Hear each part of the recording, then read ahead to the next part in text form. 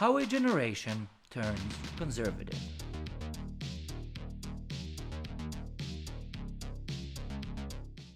The first time you heard your parents say something like, "What do those fucking faggots want now with these fucking parades?" or "This is a Christian nation, always was, always will be, get those rag heads out of here," you probably didn't say anything. Hell, you probably didn't even catch on. Because, young Tavarish, you yourself had no opinions. You thought everything these demigods said was gospel. Then came that oh-so-wonderful moment when you were given more eclectic sources of information other than your brain-dead parents, like the media, friends, or acquaintances if you were a nerd, and of course, school. Throughout primary school, you were too busy thinking if your dick or your titties should be growing the way they are. I mean, you had no time for grown-up topics, oh no. Some of you were even thinking if you liked girls or boys, or if you yourself were even a girl or a boy. Who has time to think about why 17 black dudes were shot the other night by cops, or if you're from my part of the world, why there's men in black BMWs everywhere selling baking soda to homeless-looking people? No, Tavarish, you were still a fucking kid. Until that day, that oh-so-life-changing day. The one which you will always remember, when some chiquita called Greta walked up to your ass and you heard the first woke shit you ever heard. It was probably a couple of boys saying, "Ha, dude, that's so gay, why would you do that, you gay bitch?" And she stopped you right in your bloody tracks and said those magical words, "Hey guys, why would you use that word as a bad thing? There's nothing wrong with being gay." What? What did this little good-for-nothing wise ass just say? Gays are okay? What the fuck, get out of here. That, my good friends, is the first time you realized, holy shit, I'm about to defend an opinion that is not really mine, but that of my parents. You went at the girl with usual childish arguments of, ha, God made Adam and Eve, not Adam and Steve, ha, very funny, or some other dumbass opinion you heard from a carcass-smelling ass dude on TV. What is this, you thought to yourself? There's other ways of looking at the world? We don't gotta go to permanent war with the circumcised neighbors and their weird-ass religion? Girls can be equal to boys? Wait, don't tell me. Women can play video games too? That scared you, but also gave you the biggest fucking metaphoric boner of all time. You understood. You can be a motherfucking rebel. Fuck you, Mom. Fuck you, Dad. I'm about to annoy you, you old fucks. This is when you started having what is commonly referred to by the right as a soy boy brain, or basic human decency by the left.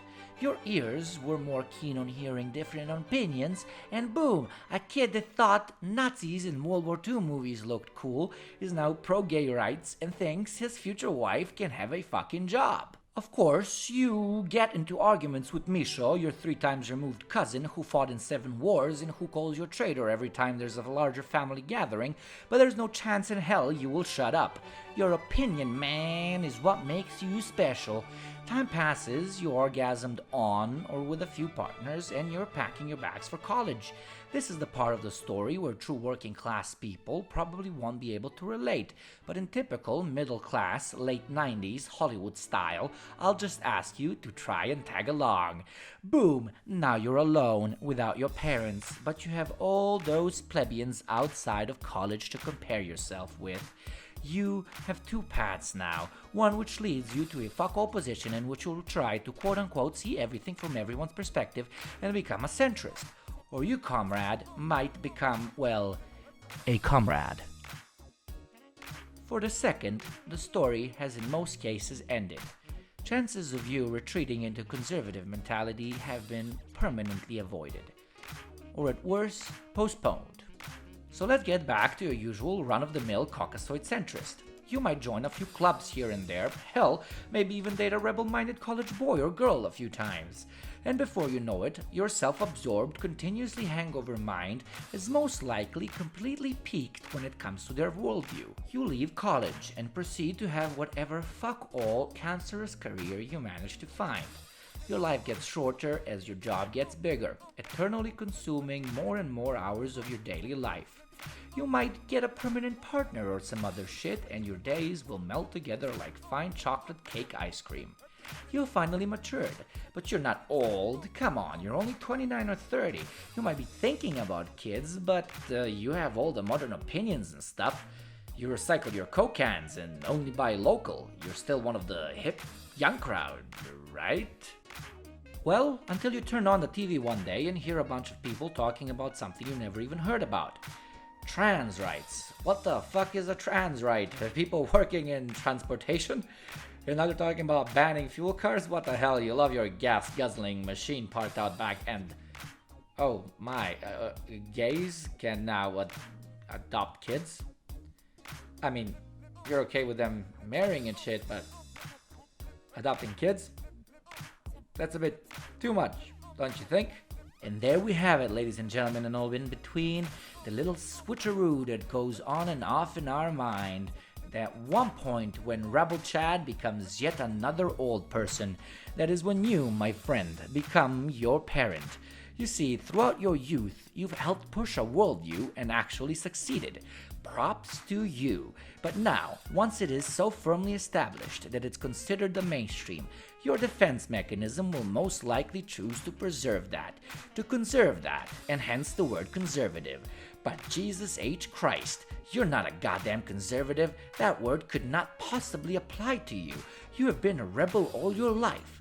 Well, Comrade Dum Dum, your parents, uncles, and all the other people that have filled up that useless space you call your life had also been rebels in their youth. But they, like you, have seen the growth of a particular society to the standards which they adhere to. And once it got there, other stuff, the weird stuff, started looking hella dangerous. Therefore, you will continue to hold your opinions in secret, because you don't want people to know you're old, except in drunk arguments with your friends or lame partner. And that's pretty much it. You cuck. You absolutely wasted human potential. You are the stock human, the default sim. You are a genetic copy of your parents, and you might have wanted to change their worlds, but now, when your kids sit on the living room sofa and watch some futuristic TV shit with you, know that to them, you are what the generation before was to you. Outdated, overused, and honestly, very fucking wrinkly. That, at least, is the conclusion I got to when looking at any liberal friends of mine that are starting to show such opinions. I'm 24, and I was honestly baffled the first time I came across objectively conservative opinions among my tight friend group. What intrigued me even more is that they don't really understand yet that they're conservatives. It's almost magical. Well, interest and my little rant back there is fine, but what about actual philosophy and science? Well, opinions differ on why and how conservatives are created, because they certainly aren't born. And of course, there can be hundreds of different social, cultural, and economic factors which push you towards close-mindedness.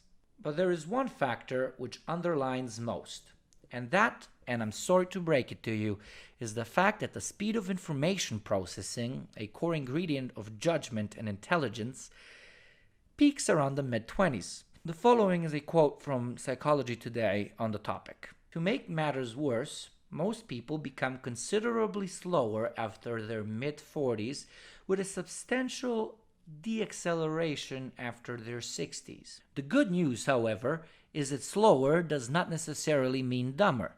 In fact, older people are better able to rely on knowledge, experience, and expertise, so they are not as affected by slower information processing capacity.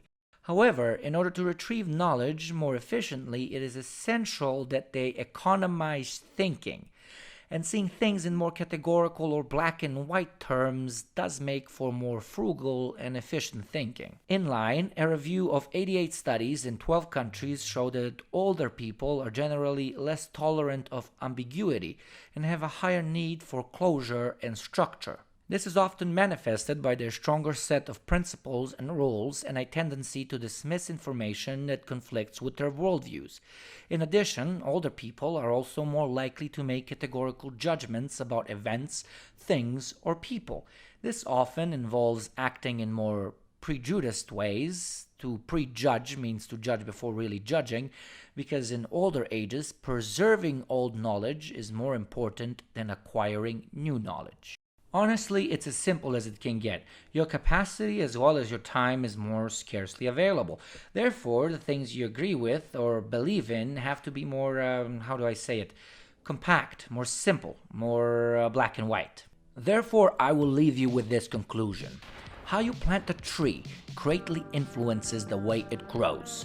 The taller and heavier it gets, the more difficult it is for it to change its shape or upwards direction. Therefore, our direct future as the tree depends solely on how we plant it, on how we educate our young, and how we allow them to grow.